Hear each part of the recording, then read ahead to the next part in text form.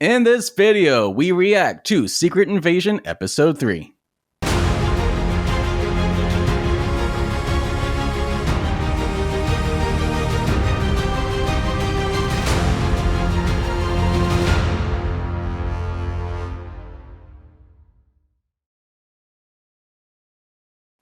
Welcome back to Eat Sleep Nerd. In this video, we are reacting to Marvel's Secret Invasion Episode 3. I am your dorky DJ, Corey Winter, and joining me is my nerdy brother, Josh Winter, and Christian James. Jason's not here. He's not here. He's doing his whole acting thing. Whatever. Loser. Yeah. Loser. But, Loser. Shakespeare. Lol. yeah. So, obviously, elephant in the room. We didn't react to last week's Episode 2 video for Secret Invasion. We just had other stuff going on, but we're back at it this week. So we actually just watched 2 episodes back to back. Yes. Cheers. And I think that's kind of the better way to do it. I don't. Yeah, I was kind of thinking they should have done like an Andor sort of thing. You didn't have to release the whole series all at once. Like do 2 a week. Yeah. But like give us that little bit at the beginning to get us invested. Yeah. I think maybe they thought the ending of episode 1 was a better cliffhanger than it was. Problem was something dramatic happened, but it really wasn't a cliffhanger. Yeah, because There were no loose ends. Right. It was just there was no Shocking. mystery. It was just shocking. Yeah. So we're starting to get into the actual like conspiracy-ness of it. We're actually starting to get into the who's a scroll Who sort done of it? stuff. Like it's Yes. we had a couple of those in the first episode, but they were quickly revealed to be scrolls. There was not a lot of mystery. Now I am starting to say, well, who's a scroll? Who's not a Yes. scroll? And it sounds like we're itchy to get into it. So I'm going to go ahead and raise the spoiler warning flag.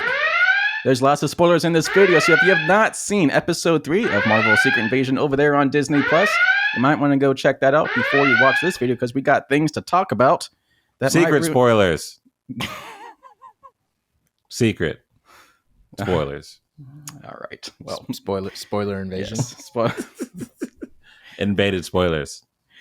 So since we didn't really talk about Episode 2, let's just very quickly recap our feelings about that. Because there were some significant things that happened, and I think, let's just see, looking over the list of things I made notes on for Episode 2, leading us into Episode 3, we had a little bit of a flashback to 1997. We saw young Nick Fury meeting up with the Skrulls to kind of like set the plan in motion for how he's going to like help them find a new home planet. Yeah, talk about writing checks you're not sure you can cash. Yeah. All the time. Which is kind of the whole point of this series. Yeah, like- yeah. Like, I'm just saying, that was a big promise. Yeah. And he looked so confident in doing it. Yeah. And then Captain Marvel, like, up and disappears for 30 years. Yeah. Even Like- though he like brought her up, she wasn't even in the room. Nah. Nah. Does she know that he made these promises? Yeah. She's like out in space, like, the hell? We also saw General Graphic now meet up with a bunch of big players in, politics in the human world. So we had the Prime Minister, that's actually a Skrull. We had the commander of NATO, who was a Skrull. Bunch of big people we saw. Shooter McGavin. Shooter McGavin. Shooter of all McGavin, people. it's a Skrull. I'm not sure I'd call that one a twist. And I think the really big thing of Episode 2, yet again, we're talking about Episode 3 mainly, but just recapping Episode 2 real quick. We had Rhodey showed back up, Mhm. and a pretty intense conversation with Nick Fury. Yes. And that's not really a side of Rhodey I've seen before. Because he's a Skrull. And I'm pretty sure he's a Skrull. I'm thinking he's a Skrull. It's there's been a lot of back and forth since that Episode 2 came out, and I'm thinking after episode 3, he is a Skrull.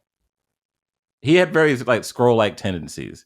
Because if you remember in Episode 1, they talked about the Avengers. Like, actually, no, it was Episode 2. Yeah. 'Cause he was meeting with the council, and they were like, "What about the Avengers?" He's Yeah. like, "I've already thought about that." And then you have Rhodey later on the episode go, "What Let's about not the call Avengers?" him in. We don't need those guys. Yeah, There's he a asked lot of about good the reasons Avengers. to not call them. So yeah, so their ultimate plan is to just take over. And so if the Avengers were a part of the whole plan, then they have to pivot, as we will talk about.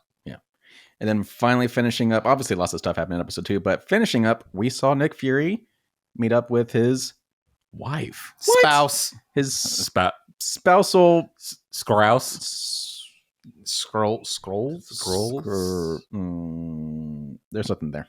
So twist, which leads us directly into episode 3. So getting into episode 3, which is titled, what is it? Betrayal? Betrayed. Easy. The whole synopsis of it is Fury uncovers a rebel Skrull plot, which is not really saying much at all.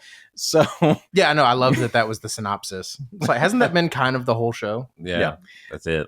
So getting into episode 3, we had it kicked off with Gravik talking about his grand plan to infiltrate the Royal Navy to initiate an attack on a NATO plane because he wants to implement a bunch of weapons of mass destruction to cause the extinction of the human race. Bold plan. Pretty intense.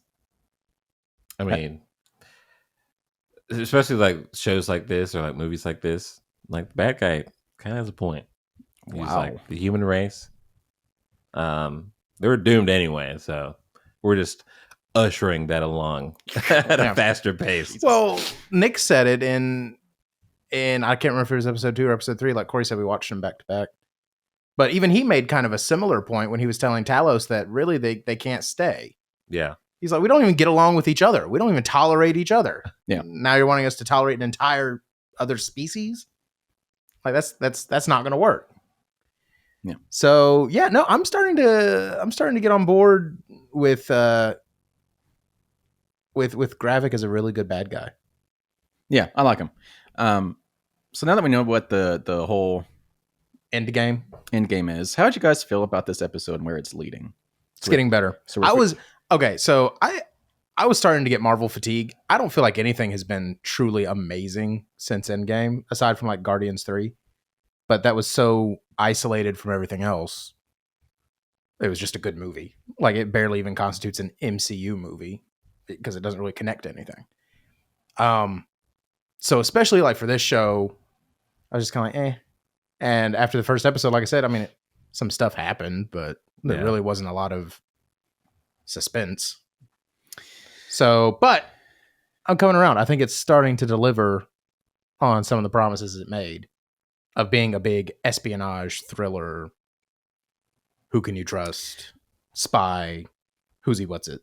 So that's kind of the thing, is that I think expectations go a long way to enjoying phase 5 and 6 here so far of the MCU. So pretty much anything post Endgame, because before Endgame, you kind of knew the grand plan. You knew what it was building up to. You knew it was going to eventually build up to this big, huge team up against Thanos, because Thanos was teased all the way in the early videos or movies.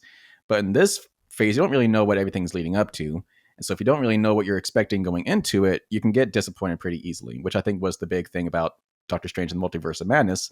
A lot of people went into it not expecting the big horror movie that it ended up being. And so people were kind of upset about that. Mm-hmm. Same thing for Thor: Love and Thunder. No one really knew going into it how stupid it was going to be. So so I think with Secret Invasion, I'm seeing a lot of low scores and poor reaction to it. But I think it's because a lot of people don't really realize going into it that this is a proper thriller in the sense that it's not really relying heavily on action and stuff. It's mostly talking. It's Yeah. just having tense conversations.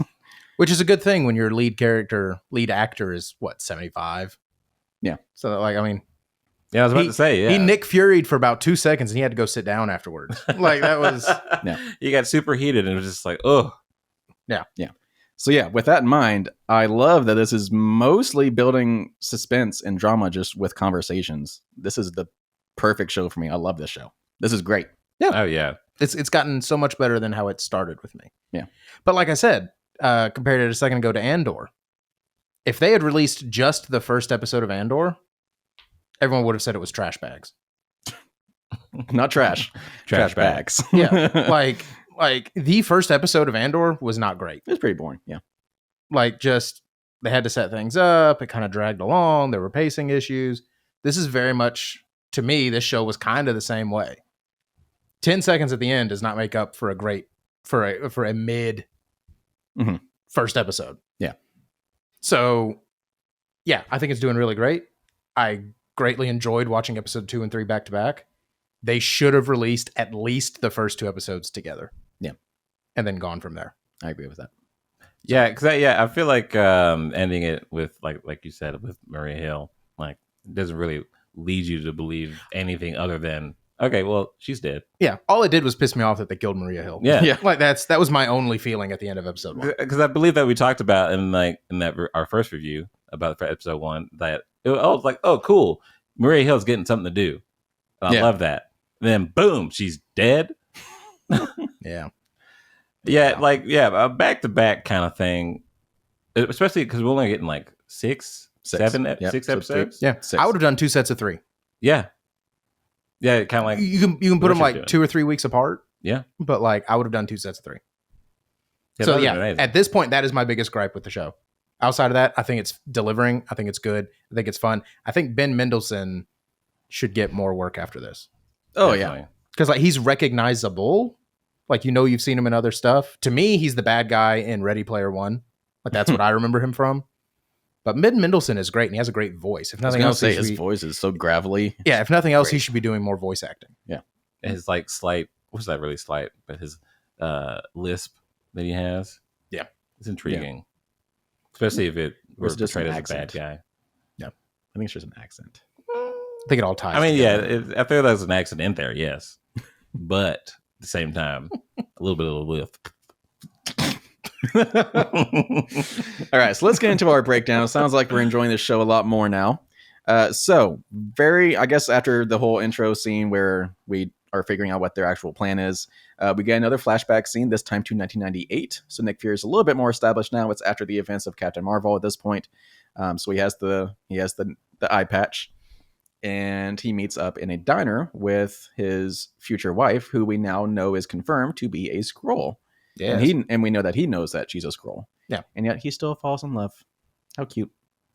It's very nice. Yeah, Which again is a bold move for a man who said there's no place on this planet for your species. yeah. But he did bring it up. What was that? Civil War. Brought what up? His wife. I don't remember him ever mentioning it. Yeah, when he goes to Captain America's apartment, that would have been Winter Soldier. Where Goes to Captain America's apartment to because he was just had an assassination attempt. Yeah. Says I'm hanging out here because the wife kicked me out. So I thought that was just Nick Fury being... Nick Fury. Yeah, it could be just like a throwaway line, but Yeah. here we are.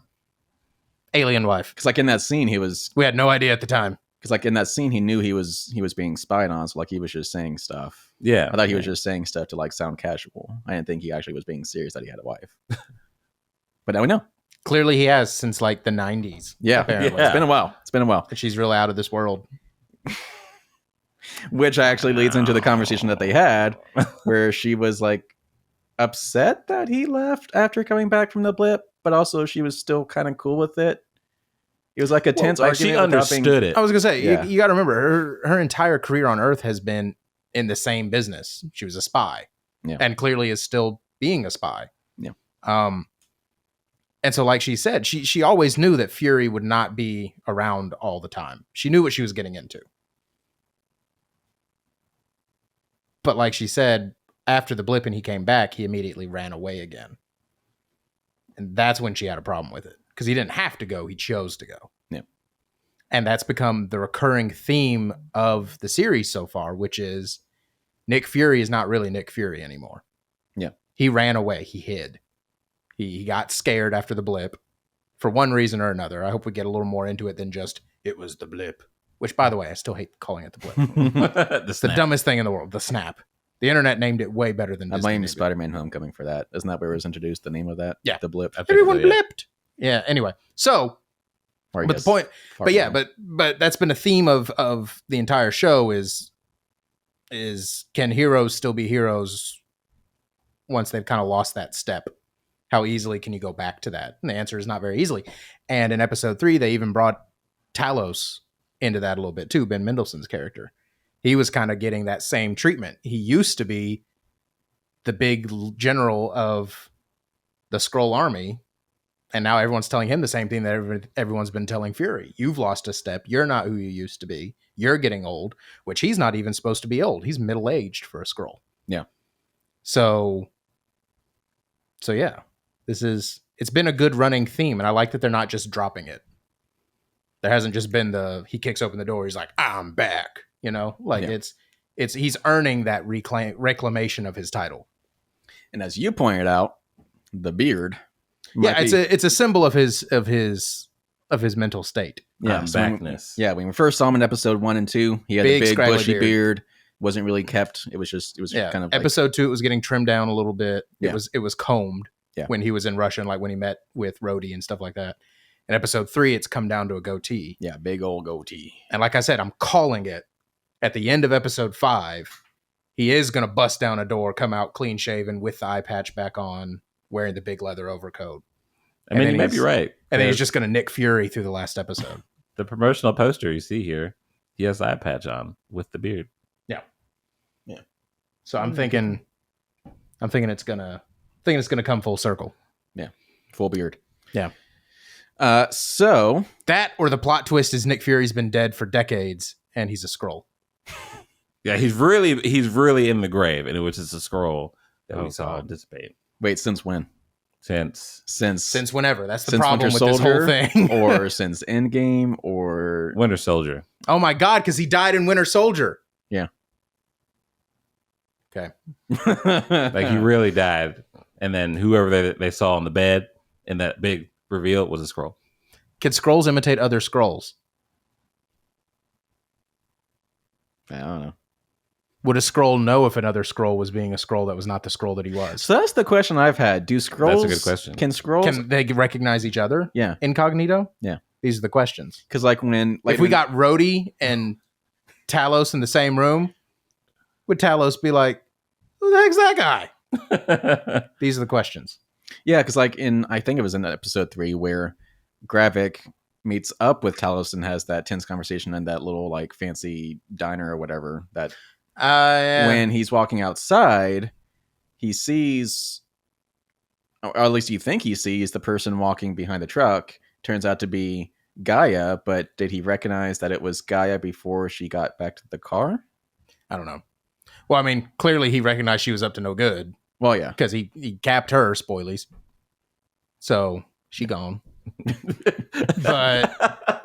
But I do think I think in a roundabout way we've answered our own question though, because when Talos and Gravik were having their tea, That's what it was. he did not know that everyone else in the room was a Skrull. Oh, true.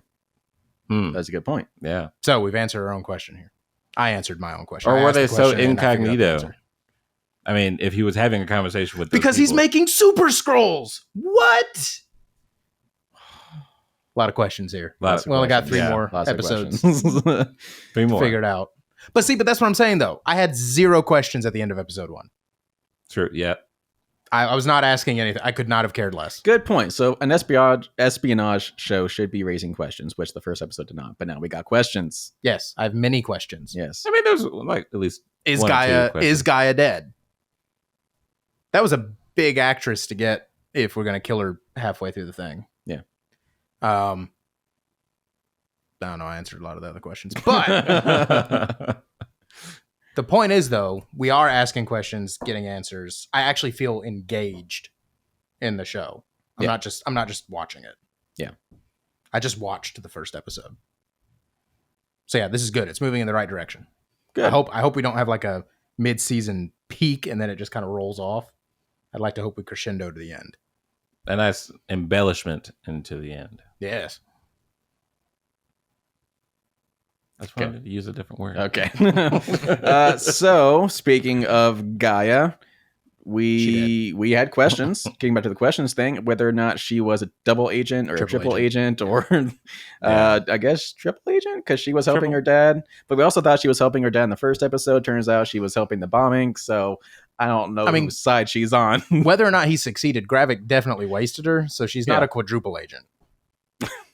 So she is either a triple agent or nothing. Well, no, because just from a nomenclature standpoint, we know she was no longer working for her dad, but then she really was working for her dad. So double agent. She's a double agent. Double. If she's still alive, she might be dead. Point is, clearly the bad guys, the resistance, I don't know, whatever we're calling them, they're she's not on their side. Yeah. They considered her a loose end and got rid of her. Yeah. So we're jumping around a little bit. I want to talk about the dynamic between Nick Fury and Talos, especially in this episode, because we saw at the beginning of the episode, I think it was this episode, where they had the tense conversation on the train. And He kicked him out. that might have been the second episode. Yeah. So obviously a little bit of a strained relationship there, but in this episode, they're kind of working together again. They meet back up at that bar where Talos is having, I guess, lunch or dinner. They have that conversation where he was like, use your words. And Nick Fury just gets so angry that he has to explain what he needs help with. Yeah. But then that leads to the car ride where they're traveling to go meet Bob. And Talos tells Nick, you wouldn't be where you are today if it wasn't for me and all my people helping you to rise through the ranks at S.H.I.E.L.D. Yeah. And he did it in a very kind and honest way. Yeah. Like he said, you're a very capable, smart man. You always had the potential to be successful, but you were not successful until we started helping you. Yeah. Which I think was a pretty honest way of putting that. And I think that's why it bothers Nick Fury so much. Because yes, I mean, being Nick Fury, you could only be Nick Fury if you're Nick Fury.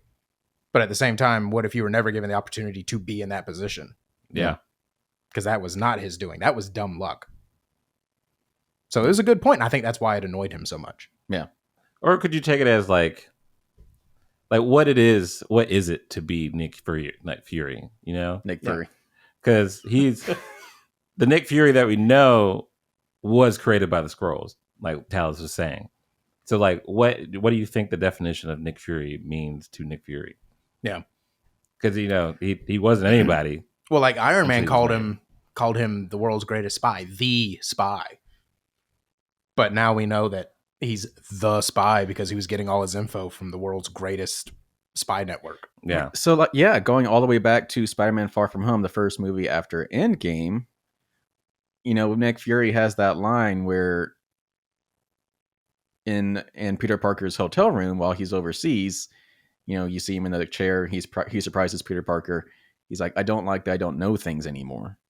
So I think it kind of all started back there. Like he came back from the blip, but he realized he does not know as much as he used to. Yeah, he's out. Yeah. I mean, I have to imagine in the world espionage game, things constantly evolve. Imagine you missed 5 years of it. Yeah.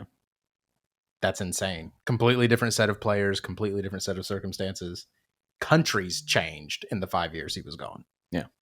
Like, that's wild. So Yeah. I imagine he immediately felt like he lost a step. So going back to that car ride where they're having a tense conversation about how the Skrulls helped him become the Nick Fury. It ends where Nick Fury stops the car and Talos goes, why'd you stop? He's like, because we're here. Yeah. Yeah. Sam Jackson did a lot of Sam Jacksoning Yes, in this that's episode, awesome. and it wasn't bad. It was good.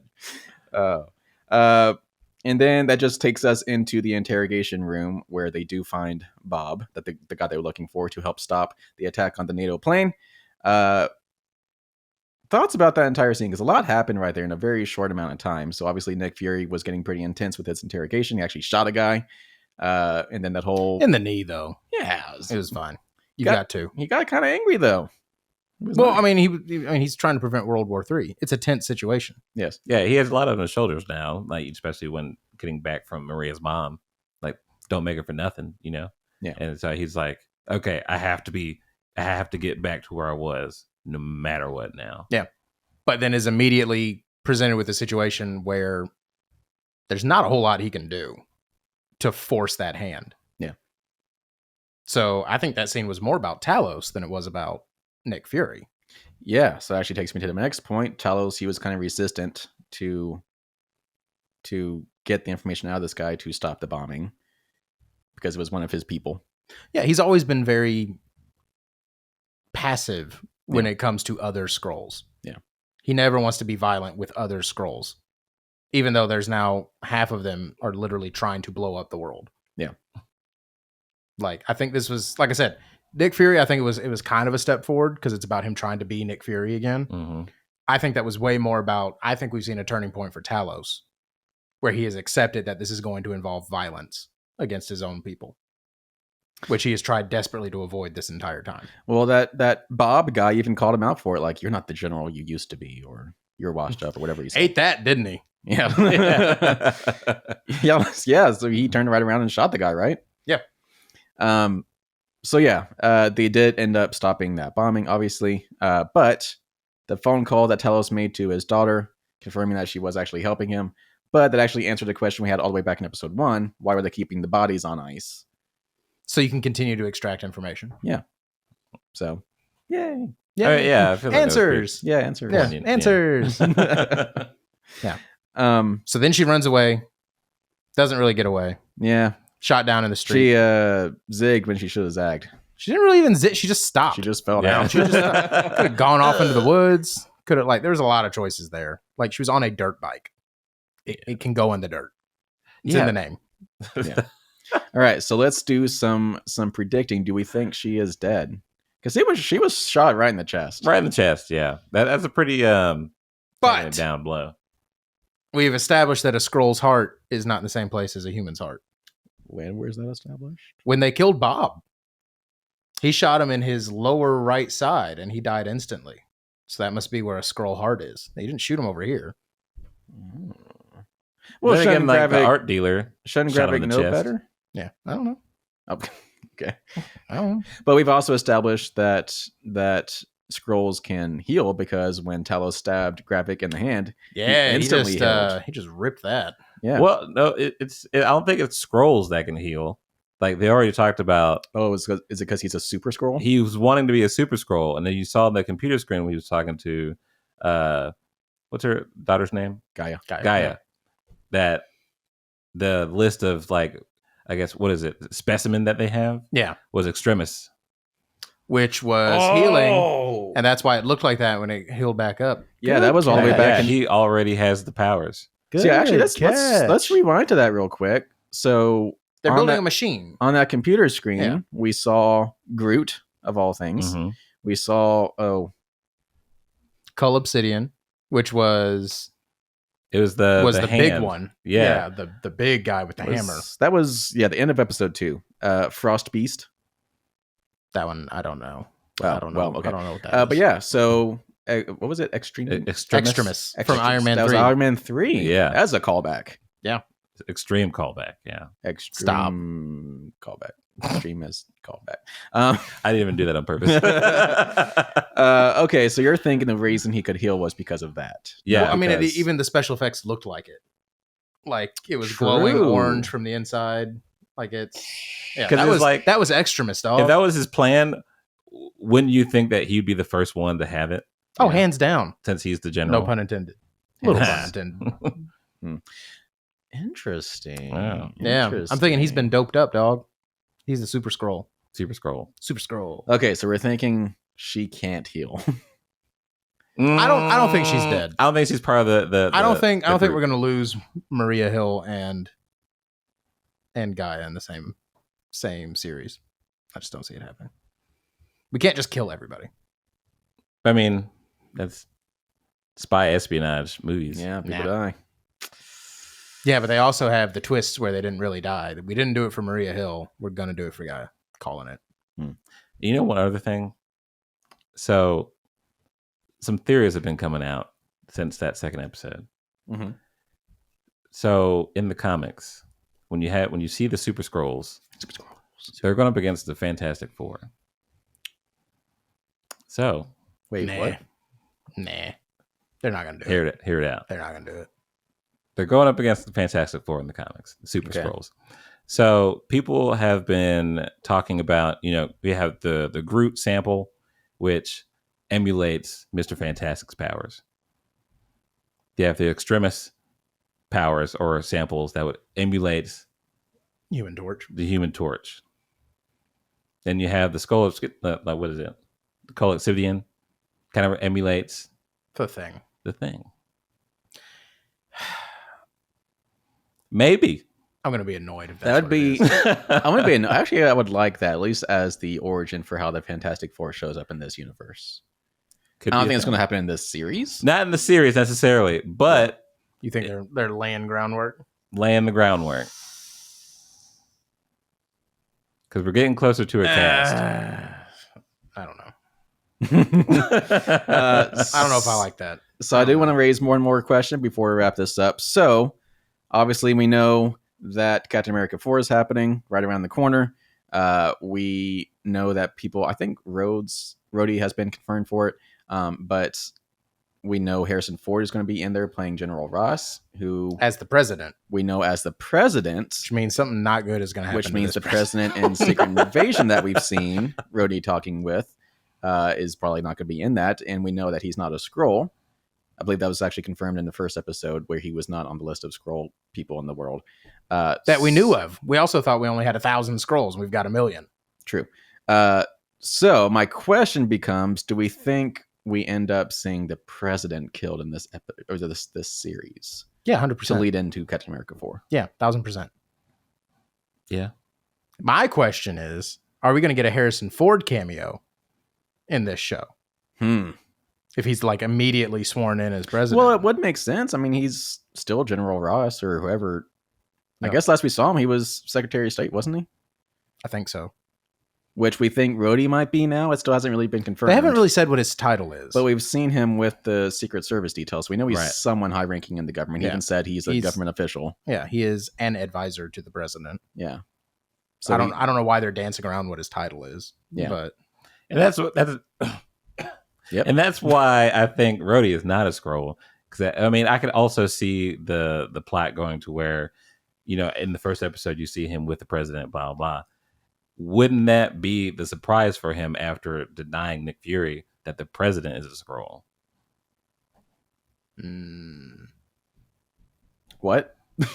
So No, I think it's the opposite. I think because the president's not a Skrull, they wanted someone in the White House to still be a Skrull that's a high-ranking official, which would end up being Rhodey. I think Rhodey is there inside the White House as a Skrull. Because for some reason they have not made the president a Skrull.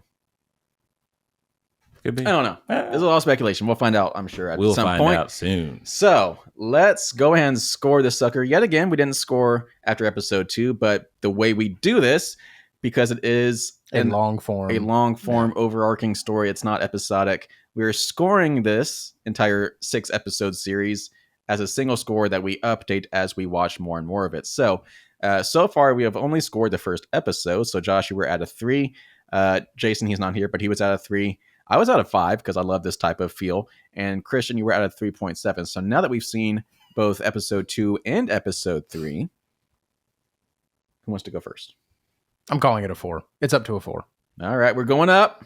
If we keep on this trajectory, it could actually end up being really good. Yes, I agree. Like really good. Christian? Yeah, I mean, as you said, I had 3.7, but like it bumped it up a notch, definitely. But I can only give it to a 4. I'd like to see where else where we're going. We're getting to the point now where it's made a lot of promises on how good it could get and how the story could go and how the character development could go. So That like I said, promise if they- could last 30 years now. Yeah, if they bring it home, it'll be a 5. If they don't fulfill any of that, it'll drop down to like a 2. Yeah, I mean, that's fair.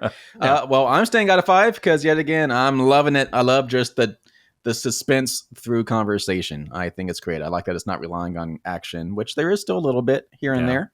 But I love the tenseness of people arguing with each other. It's great. So I'm staying at a 5. It's great. It's perfect. So without updating Jason's score, I hope to get him back next week. We are currently sitting at a 4 out of 5 across the board from Eat Sleep Nerd for Secret Invasion. Yay. Yay. All right, that wraps us up for this episode. Be sure to keep coming back as I think we'll continue to react to this. Do we feel better about it now to keep doing this weekly until it finishes up? Yeah. Yeah, we're coming back next week, baby. So be sure to come back next Thursday as we post our reaction video for Secret Invasion Episode 4. Other things on our channel, youtube.com/@EatSleepNerd. We're doing weekly reaction videos for Star Trek Strange New Worlds Season 2. We have some more movie reviews coming up. We're going to be bringing in some special guests and stuff to help us do our movie reviews. Stay tuned for the Oppenheimer Barbie double whammy.